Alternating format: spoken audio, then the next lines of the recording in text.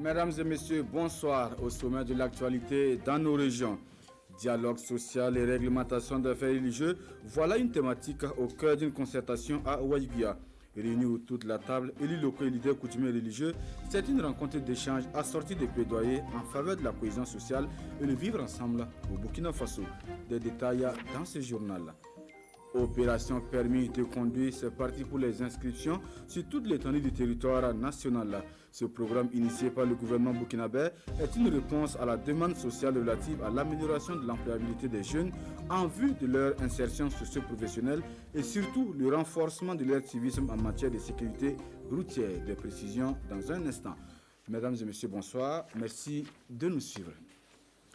L'attente, la peur, le stress auront été le sentiment partagé par tous les candidats au brevet d'études du premier cycle en cette matinée du mercredi 22 juillet. Une attente qui a pesé sur les épaules de plus d'un candidat, désormais situé sur leur sort avec la proclamation des résultats du premier tour du BPC session 2020. Au lycée Ouezin Koulibaly du Bobo du Lasso, la joie et la tristesse se lisaient ainsi sur les visages des candidats. Malgré les perturbations qu'a connu le programme scolaire cette année, les résultats sont appréciés par les encadreurs qui estiment le niveau des élèves assez acceptable. Ambiance de la proclamation des résultats avec Drissa Traoré et Kadou Lomenki. Silence total ce matin au lycée Ouezin Koulibaly de Bobo Dioulasso. Mercredi 22 juillet. Nous sommes à quelques minutes de la proclamation des résultats du premier tour du BPC session 2020. Bon, juste là, nous sommes tous stressés ici. C'est ça seulement, sinon ça va aller. 151, 102.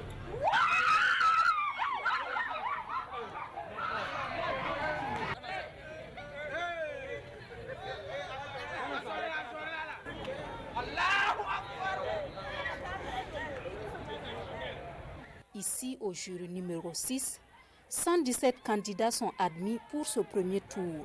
Par rapport à l'année passée, ces résultats en tout cas que nous avons à notre jury là sont des bons résultats. Sur les 472 candidats que nous avons 117 qui sont admis au premier tour. Et nous avons plus de 200 qui sont au second tour. Je suis déclaré admis. Premier tour. Et je suis très content.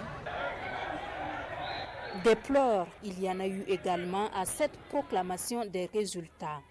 Des résultats qui sont quasiment similaires dans tous les 3 jurys que compte ce centre selon les présidents des différents jurys. De l'avis des encadreurs, le niveau est acceptable et invite est faite aux candidats du second tour à redoubler d'ardeur. Courage donc aux ajournés et bonne chance aux candidats admis au second tour. Comme je vous l'annonçais en titre, la réglementation des faits religieux, voilà ce qui réunit à Ouaïguia dans la région du Nord, chefs religieux et coutumiers et élus locaux. C'est un atelier initié par le Centre diocésain de communication. Objectif affiché, renforcer le dialogue social et le vivre ensemble au Burkina Faso. Irénée Kaboré, Alidou Alain Savadgo. Des responsables religieux, coutumiers et des élus locaux en concertation pour réglementer certains faits religieux. L'occupation de l'espace public, les éléments sonores et la diffusion des messages à des fins religieuses sont les faits observés par ces leaders au cours de la rencontre. Un cadre d'échange initié par le Centre diocésain de communication CDC pour renforcer le dialogue social dans les communes du centre nord et du nord. L'idée ici, c'était de réunir les élus des provinces du Loroum, du Yatenga et du Zandoma autour de la question de la réglementation des faits religieux, parce que nous voyons qu'il y a un enjeu lié à cela et qui est en rapport avec la cohésion sociale et le bon vivre ensemble. Cette session d'échange est accompagnée d'un plaidoyer auprès des élus locaux pour leur engagement dans la réglementation des faits religieux. Quand on parle d'investissement, on parle toujours de construire les écoles, de faire les routes, etc., tout en oubliant la cohésion sociale. Donc cette initiative-là, nous l'apprécions vraiment à sa juste valeur. Surtout en ce qui concerne la religion, c'est un élément sensible. Donc si les gens sont préparés mentalement, ils sont avertis sur la question, ils font effectivement prendre des précautions pour que ces problèmes n'arrivent pas. La réglementation des faits religieux est une activité du projet de renforcement du dialogue social et religieux au sein des communautés du Nord et du Centre-Nord du Burkina, REDIR. Le projet est mis en œuvre par le consortium EDICO, Children Believe, CDC Wayuguya et l'association Tabita Global avec le soutien de l'Union européenne. Le Haut Conseil pour la réconciliation et l'unité nationale, lui, poursuit sa tournée à travers le pays. Cette fois-ci, Léandre Bassolé et son équipe ont déposé leurs valises dans la cité du Banqui dimanche dernier. Dans sa démarche pour une véritable réconciliation au Burkina Faso, le H-Kroun est allé solliciter conseil auprès du chef de canton de Dédougou. Le compte rendu est signé Samson Bationo et Karim Boudrago. À cette audience avec la chefferie coutumière de Dédougou, les responsables du H-Kroun font le point du processus de réconciliation nationale en cours au Burkina Faso. Pour la réussite de leur mission, ils comptent sur la contribution des autorités coutumières. Notre objectif était de venir partager avec lui sur la mission qui nous est confiée et sur, enfin, l'étape à laquelle nous sommes parvenus et qui nous demande de nous assurer que nous progressons dans la bonne voie au processus qui va nous assurer que tout le monde comprend la réconciliation nationale aujourd'hui qui est un impératif pour notre pays. Les échéances électorales avancent à grands pas. Le message de la délégation du H-Kroun a aussi porté sur les stratégies pour les élections apaisées. La nécessité de faire de la période électorale une période de paix qui va demander beaucoup plus que des mots, mais une attitude qui va demander que ces mots-là, quand bien même ils viendront, soient des mots qui ne divisent pas. À la sortie d'audience au palais de Dédougou, le président du H-Kroun et sa délégation se disent satisfaits des échanges. Les suggestions de la notabilité seront prises en compte. Et c'est parti depuis ce lundi 20 juillet 2020 pour l'opération permis de conduire au profit des jeunes des 45 provinces du pays. Lancée par le ministère en charge de la jeunesse, 1300 jeunes sont bénéficiaires de cette opération. Toutes choses qui devraient permettre d'accroître leur employabilité et surtout lutter contre le chômage. Pour la bonne exécution de l'opération, ils sont nombreux les jeunes et associations de Dori dans la région du Sahel à recevoir leur chèque. Bourema Kane, Lazare Sanou. Pour l'opération permis de conduire 2020, 1300 jeunes seront bénéficiaires de ce sésame qui leur ouvrira les portes de l'emploi. Pour pouvoir bénéficier de cette opportunité, les postulants doivent remplir certaines conditions, à savoir être burkinabé, âgé de 18 à 35 ans, ne pas être fonctionnaire et déposer un dossier de candidature. La liste définitive sera arrêtée à l'issue d'un tirage au sort. Au regard de l'engouement et au regard du fait que les jeunes qui sont passés par là ont été bien insérés et socio et professionnellement, que nous avons donc relancé donc cette opération. Notre vision, c'est de faire en sorte que nous puissions donc par région, au lieu donc de sélectionner uniquement donc des jeunes par tirage au sort, de faire en sorte que tous les jeunes qui vont donc s'inscrire, nous puissions donc les retenir. Plusieurs jeunes et associations du Sahel ont à l'occasion reçu des attestations et des chèques allant jusqu'à 3 millions de francs CFA pour booster leurs activités. L'administration les accompagnera afin que les résultats escomptés soient atteints. Ces structures donc de fonds là, qui donnent ces chèques là, ils vont suivre pas parce que seulement ils le veulent, ils vont suivre parce qu'ils veulent récupérer leurs sous. Puisque c'est un truc de revolving. Il faut que ces gens-là payent leur crédit pour qu'on puisse encore redonner à d'autres jeunes. De 2008 à 2019, 13 041 jeunes ont été formés au permis de conduire dans le cadre de cette opération. Selon le ministère de tutelle, l'initiative participe à l'éducation civique des jeunes, réduit l'incivisme routier, mais surtout renforce leurs compétences et employabilité dans le secteur du transport.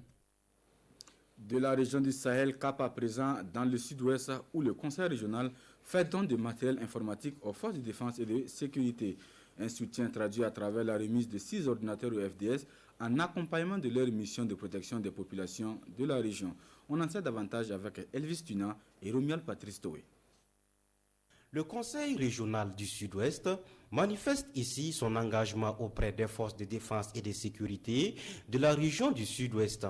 Pour les premiers responsables de cette structure, ce dont viendra renforcer les capacités des FDS dans leur rôle régalien de sécurisation des biens et des personnes. Nous sommes aux côtés de nos forces de défense et de sécurité pour leur offrir donc 6 ordinateurs complets de bureau et en vue de les accompagner dans leurs différentes missions de protection de nos populations. Et ce n'est pas tout. En plus de ces ordinateurs, le conseil régional compte accompagner les FDS avec des mobylettes très prochainement. Ce n'est pas la première fois, nous avons déjà eu à faire un geste à leur endroit en leur dotant de mobylettes. Nous avons tenté encore une deuxième fois, une deuxième dotation de mobylettes, mais le marché n'a pas abouti, connaissant les difficultés de passation des marchés publics.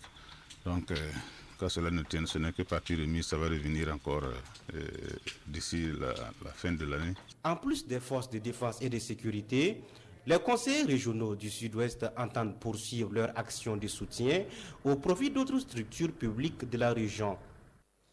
Un mot de cinéma dans ce journal, Les Beaux Draps, c'est le titre de ce film de fiction en projection dans les salles destinées.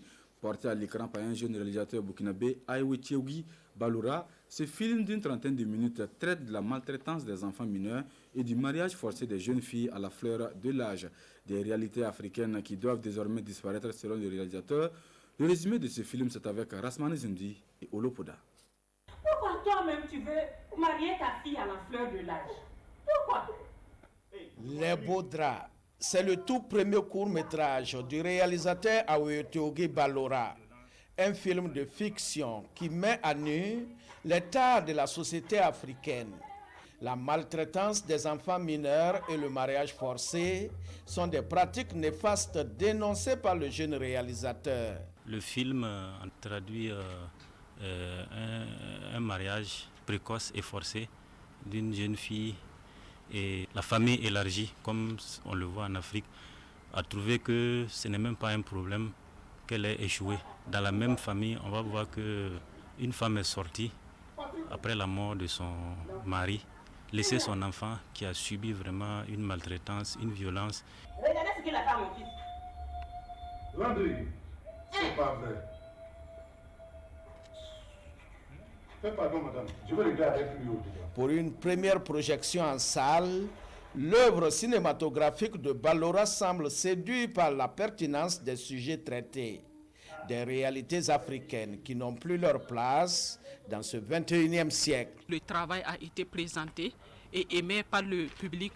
Nous n'avons qu'à le féliciter et l'encourager pour cette belle œuvre. Ce film est inspiré vraiment de nos réalités et le film évoque autant de problématiques qui intéressent notre département. Les Beaux Draps est un film de 30 minutes. Son passage au ciné Nerwaya se poursuit jusqu'au 26 juillet prochain. Tu as beaucoup souffert et malheureusement tu n'es pas le seul enfant dans cette situation.